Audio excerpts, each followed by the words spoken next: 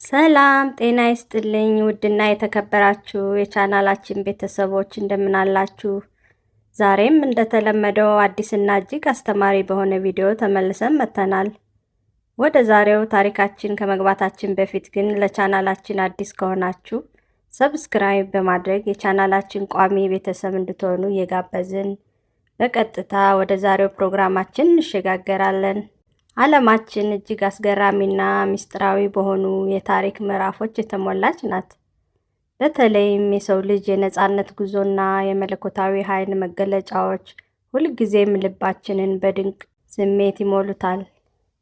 ዛሬ በቻናላችን ይዘንላችሁ የቀረብነው ታሪክ ደግሞ ታሪኮች ሁሉ እጅግ የላቀ ከትውልድ ወደ ትውልድ የተሻገረ የቢሊዮኖችን ሕይወትና እምነት የቀየረ ታላቅ ክስተት ነው። ምክንያቱም በዚህ ቪዲዮ ውስጥ የምናየው በባርነት ቀንበር ስር ትማቅቅ የነበረችውን አንዲት ታላቅ ሕዝብ ነፃ ለማውጣት በትር ብቻ ይዞ የዓለምን ኃያል መንግስት የገጠመውን የታላቁን ነቢይ የሙሴን ሙሉ የሕይወት ጉዞ ነው።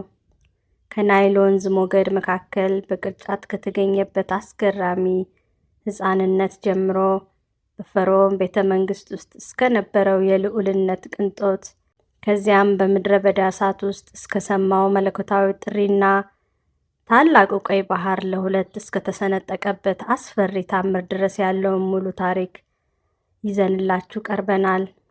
ቪዲዮውን እስከ መጨረሻው በመከታተል የዚህን እውነተኛ ጀግና የጽናት የእምነትና የነጻነት ምስጢር አብረን እንድንመለከት እየጋበዝን ታሪኩን እንደሚከተለው እንጀምራለን። ታሪክ ብዙ ጀግኖችን ነገስታትንና መሪዎችን አስተናግዳለች። አንዳንዶች በሰይፋቸው ኃይል፣ ሌሎቹ ደግሞ በሀብታቸው ስማቸውን ሊያስጠሩ ቢሞክሩም በታሪክ ማህደር ውስጥ ግን የሰው ልጅን የነጻነት ጉዞ ሙሉ በሙሉ የቀየረ በትር ብቻ ይዞ የዓለምን ታላቅ መንግስት ያናወጠ አንድ ሰው አለ። እርሱም የፈርዖን ልዑል የምድረ በዳው እረኛና የእግዚአብሔር ነቢይ የሆነው ሙሴ ነው። ይህንን ታሪክ በጥልቀት ለመረዳት ጊዜን ወደ ኋላ በመመለስ ፒራሚዶቹ በግርማ ሞገስ ወደ ሰማይ በሚጠቁሙበት፣ የፈርዖን አምባገነናዊ አገዛዝ ደግሞ ምድሪቱን በከበደ ጭቆና በከደነበት ወደ ጥንታዊቷ ግብጽ ከተማ መጓዝ ያስፈልጋል። ምክንያቱም በዚያ ዘመን የእስራኤል ልጆች በግብጽ ምድር ባሪያዎች በመሆናቸው ከጠዋት እስከ ማታ በከባድ የጡብ አዘገጃጀት ስራና በጅራፍ ስር ይማቅቁ ነበር። ይሁን እንጂ ጭቆናው በበረታ ቁጥር ህዝቡ በቁጥር እየበዛና እየጠነከረ በመሄዱ ምክንያት በፈርዖን ልብ ውስጥ ታላቅ ፍርሃት ሊዘራ ችሏል። በዚህም ስጋት የተነሳ ፈርዖን የዕብራውያንን ወንዶች ልጆች ሲወለዱ በቀጥታ ወደ ናይል ወንዝ ታንቀው እንዲገደሉ የሚል አስደናቂና ጭካኔ የተሞላበት አዋጅ አወጀ። ነገር ግን የሰው ልጅ ክፋት ማብቂያ በሌለበት በዚያ የታሪክ ምዕራፍ የእግዚአብሔር ድንቅ ጥበብ መስራት በመጀመሯ በዚያ በጭንቀት ዘመን የተወለደውንና ፊቱ እጅግ ያማረ የነበረውን ሕፃን ሙሴን እናቱ ለ3 ወራት ያህል በቤት ውስጥ ከደበቀችው በኋላ ከዚያ በላይ ልትደብቀው እንደማትችል ስታውቅ ከሸንበቆ የተሰራችና ውሃ እንዳታስገባ በቅጥራን ወይም በሙጫ የተመረገች ትንሽ ቅርጫት አዘጋጅታ ሕፃኑን በውስጧ በማኖር ወደ ናይል ወንዝ ዳርቻ በሸንበቆቹ መካከል ቀስ አድርጋ አስቀመጠችው። የፈርዖን ልጅ ልዕልቷ ለመታጠብ ወደ ናይል ወንዝ ወርዳ በሸንበቆ መካከል ያለውን ቅርጫት በተመለከተች ጊዜ ገረዶቿን ልካ አስመጣችው። ቅርጫቱንም በከፈተችው ሰዓት ሕፃኑ ሙሴ በከፍተኛ ፍርሃትና ራብ እያለቀሰ ስለነበር ልቧ በርህራሄና በሐዘን ተሞልቶ ይህ ከዕብራውያን ሕፃን አንዱ ነው አለች። በዚህ ቅጽበት ሁኔታውን ከሩቅ ሆና ትከታተል የነበረችው የሕፃኑ ታላቅ እህት ማርያም በፍጥነት በመቅረብ የምታጠባውና የምታሳድግልሽ የዕብራውያን ሴት ልጥራልሽ ብላ በብልሃት ጠየቀቻት። ልዕልትቷም ሂጂ ጥሪልኝ አለቻት። ማርያምም ወዲያውኑ ሮጣ የገዛ እናታቸውን ዮካቤድን ይዛላት መጣች። ልዕልቷም ለእናትየው ይህንን ሕፃን ወስደሽ አሳድጊልኝ፣ ደሞዝሽንም እኔ ከፍልሻለሁ ስላለቻት እናቱም ልጇን በነፃነትና በፈርዖን ሙሉ ጥበቃ ስር ወደ ቤቷ ወስዳ በፍቅር አሳደገችው። ሕፃኑም በጥሩ ሁኔታ አድጎ ጡት ከጣለና መራመድና መናገር ከጀመረ በኋላ እናቱ ቃል በገባችው መሰረት መልሳ ወደ ፈርዖን ልጅ ይዛው መጣች። ልዕልቷም የራሷ ልጅ አድርጋ በተቀበለችው ጊዜ ከውሃ አውጥቼዋለሁና ስትል ስሙን ሙሴ ብላ ሰየመችው። በዚህም ምክንያት ሙሴ በቤተ መንግስቱ ውስጥ የግብፅን ጥበብ፣ ሳይንስና ወታደራዊ ስልጠና እየተማረ እንደ እውነተኛ ልዑል ቢያድግም በልቡ ውስጥ ግን ወገኖቹ የዕብራውያን ልጆች እንደሆኑ ፈጽሞ አልረሳም ነበር። አንድ ቀን ሙሴ ወገኖቹ ወደሚሰሩበት ስፍራ ወርዶ አንድ ግብፃዊ አንድን ምስኪን ዕብራዊ ሲደበድበው በተመለከተ ጊዜ የወገን ፍቅሩ ተቀስቅሶ ግብፃዊውን መትቶ በአሸዋ ውስጥ ከቀበረ በኋላ በማግስቱ ሁለት ዕብራውያን እርስ በርሳቸው ሲጣሉ አግኝቶ ለምን ትጣላላችሁ ቢላቸውም እነርሱ ግን ትናንት ግብፃዊውን እንደገደልከው እኛንም ልትገለን ታስባለህ በማለታቸው ሚስጥሩ እንደታወቀና ፈርዖንም ሊገድለው እንደሚፈልግ ተረድቶ ሕይወቱን ለማዳን ወደ ምድያም ምድር ተሰደደ። በዚያም ምክንያት የቤተ መንግስቱ ልዑል የነበረው ሙሴ አሁን ምንም የሌለው ስደተኛ ሆኖ በአንድ ውሃ ጉድጓድ አጠገብ በተቀመጠበት ወቅት የካህኑን የኤቶርን ልጆች ከጨካኞች እረኞች በመታደግ በጎቻቸውን ውሃ ስላጠጣላቸው በዚያ ቤት የመኖርና ልጁን ሲፓራን የማግባት እድል አግኝቶ ለቀጣዮቹ 40 ዓመታት በምድረ በዳ የበጎች እረኛ በመሆን በትዕግስት ኖረ። ዘመናት አልፈው ሙሴ ዕድሜው 80 ዓመት በደረሰ ጊዜ አንድ ቀን በጎቹን እየነዳ ወደ እግዚአብሔር ተራራ ወደ ኮሬብ በወጣበት ወቅት አንድ ሾሃማ ቁጥቋጥ በደማቅ እሳት እየነደደ ነገር ግን ቁጥቋጦ ሳይቃጠልና ቅጠሎቹ ሳይረግፉ በታምር በመቆማቸው ምክንያት ወደ ስፍራው ሊጠጋ ሲል ከእሳቱ መካከል እግዚአብሔር በስሙ ጠርቶ የቆመባት ምድር የተቀደሰች መሆኗን ጫማውን እንዲያወልቅ አዘዘው። እግዚአብሔርም በግብፅ ያለውን የሕዝቡን መከራና ጩኸት እንደሰማ ገልጦ ሕዝቡን ከባርነት ያወጣ ዘንድ ወደ ፈርዖን እንደሚልከው ቢነግረውም ሙሴ ግን በፍርሃት ተውጦ እኔ ማን ነኝ በማለት ስሙን ለሕዝቡ ማን ብሎ እንደሚናገር በጠየቀው ጊዜ እግዚአብሔርም ያለና የሚኖር መጀመሪያና መጨረሻ የሌለኝ እኔ ነኝ በማለት ያህዌ የሚለውን ዘላለማዊ ስሙን አሳወቀው። ሕዝቡ ባያምኑኝስ ብሎ ለጠየቀው ጥያቄም በእጁ የነበረችውን የእረኛ በትር መሬት ላይ እንዲጥላት በማዘዝ ወደ እባብ እንድትቀየር ጭራዋን ሲይዛትም እንደገና ወደ በትር እንድትመለስ በማድረግ ታላቅ ተአምራትን ካሳየው በኋላ አንደበቱ የከበደ መሆኑን ሲገልጽ ወንድሙ አሮን ረዳት ሆኖ እንዲከተለው ፈቅዶለት ሙሴ የእግዚአብሔርን በትር በእጁ ጨብጦ ወደ ግብፅ ተመለሰ።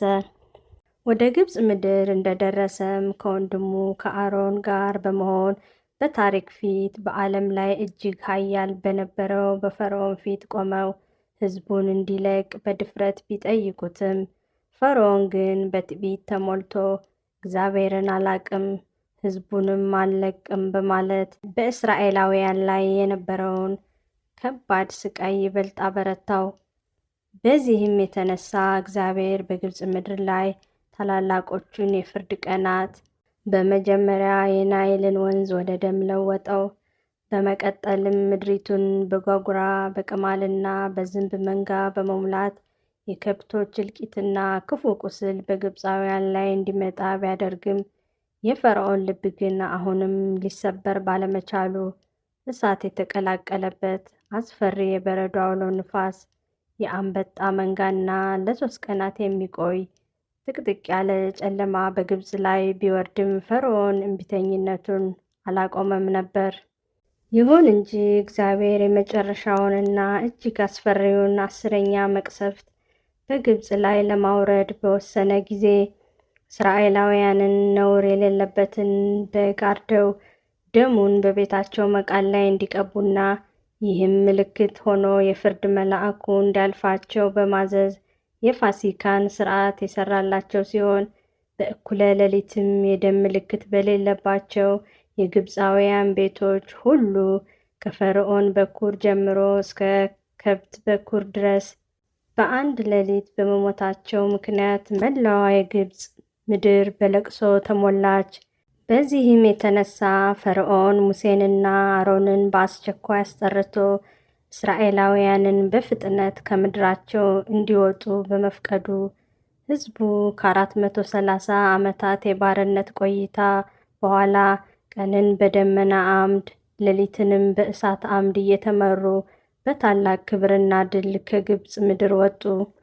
ነገር ግን ነፃነታቸው ገና ሳይጠናቀቅ እስራኤላውያን ቀይ ባህር ዳርቻ ላይ በሰፈሩ ጊዜ ፈርዖን በድጋሚ በመቆጨት 600 ሰረገሎችና የጦር ሰራዊቱን አስከትሎ ስላሳደዳቸው ሕዝቡ በፊታቸው ግዙፉን ቀይ ባህር ከበስተጀርባ ደግሞ የሞት ሰራዊት አይተው በከፍተኛ ፍርሃት ቢጮሁም ሙሴ ግን አትፍሩ፣ እግዚአብሔር ስለ እናንተ ይዋጋል በማለት አጽናናቸው። ከዚያም እግዚአብሔር በሰጠው መመሪያ መሰረት ሙሴ በትሩን ከፍ አድርጎ እጁን በባህሩ ላይ በዘረጋ ጊዜ ጽኑ የምስራቅ ነፋስ መጥቶ ግዙፉ የባህር ማዕበል ለሁለት ተሰነጠቀ።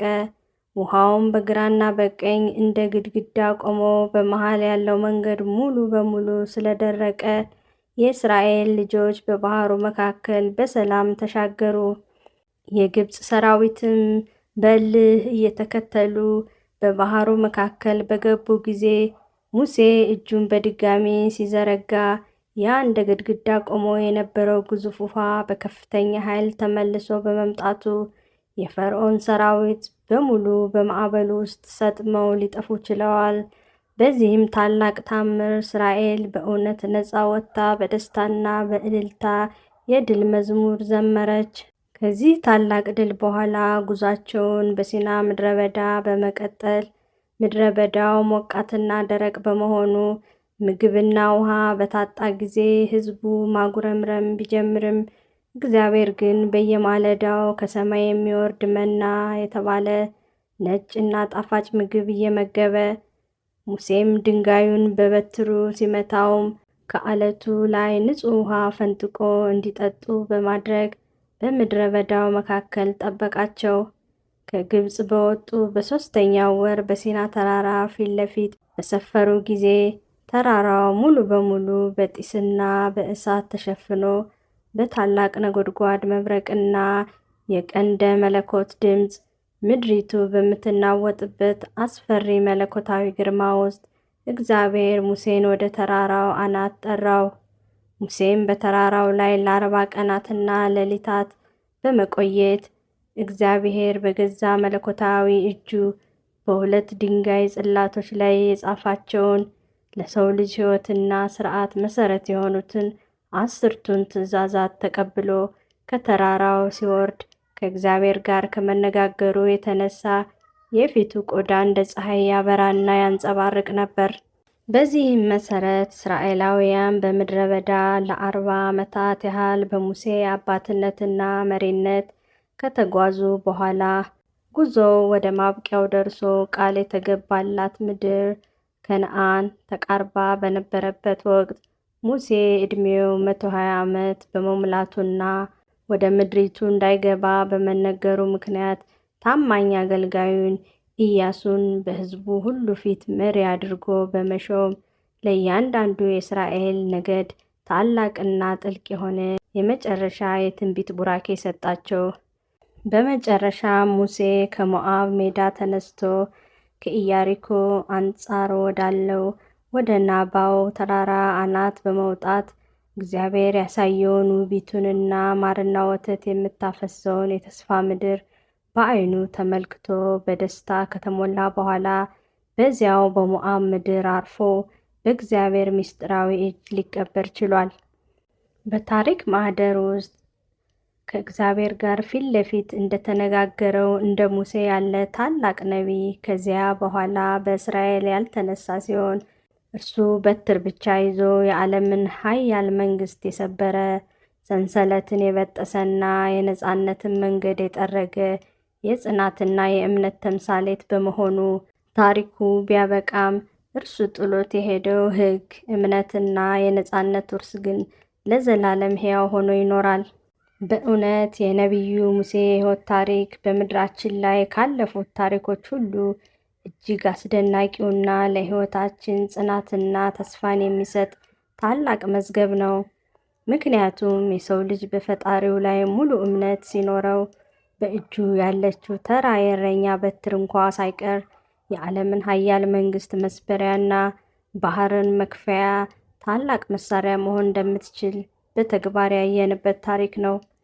ውድ የቻናላችን ተከታታዮች ይህንን አስደናቂ ታሪክና እጅግ ማራኪ የነጻነት ጉዞ ከመጀመሪያው እስከ መጨረሻው አብራችሁን ስለተከታተላችሁን ከልብ እናመሰግናለን።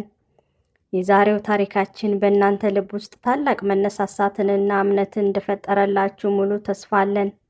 ይህንን ቪዲዮ ከወደዳችሁት ላይክ ማድረጋችሁን እንዳትረሱ፣ እንዲሁም ለሌሎች ጓደኞቻችሁና ቤተሰቦቻችሁ እንዲደርስ ሼር በማድረግ እንድታጋሩልን እንጠይቃለን።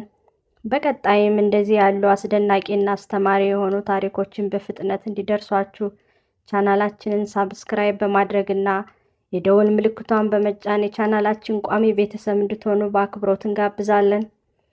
በታሪኩ ላይ ያላችሁን ማንኛውም አስተያየት ወይም በቀጣይ የትኛውን ታሪክ እንድንሰራላችሁ እንደምትፈልጉ በኮሜንት መስጫው ላይ ጻፉልን።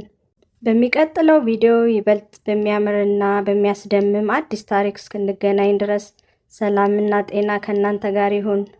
አሜን።